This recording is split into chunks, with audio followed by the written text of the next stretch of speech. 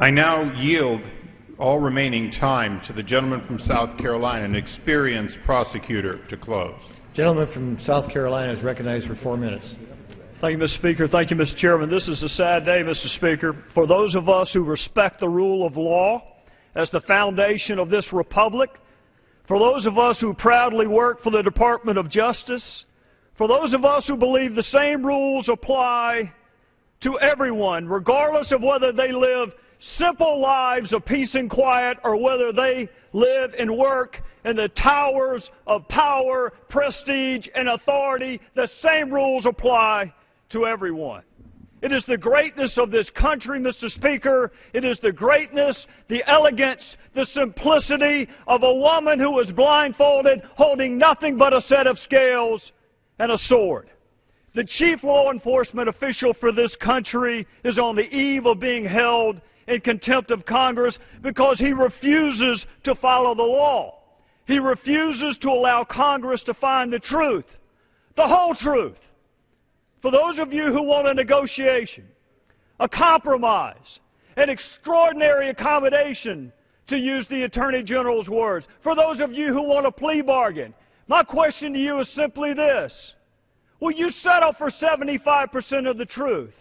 Is 50% of the truth enough for you? Is a third? Or do you want it all? Because if you want all the truth, then you want all the documents.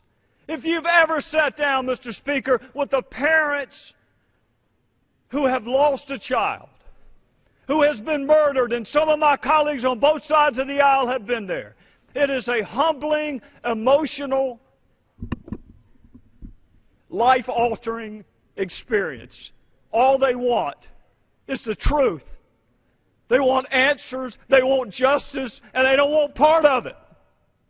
They want all of it. And I will not compromise, Mr. Speaker, when it comes to finding the truth. Congress is right to pursue this no matter where it takes us.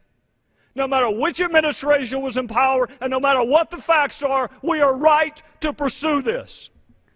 And we are wrong if we settle for anything less than all the facts. To my colleagues who are voting no, Mr. Speaker, let me ask this. Can you tell me, can you tell the American people why the Department of Justice approved this lethal, fatally flawed operation? To those of you who are voting no, can you tell the American people how the tactic of gun walking was sanctioned? To those of you who are voting no, can you tell Brian Terry's family and friends how a demonstrably false letter was written on Department of Justice letterhead on February the 4th, and where would we be if we accepted that letter at face value?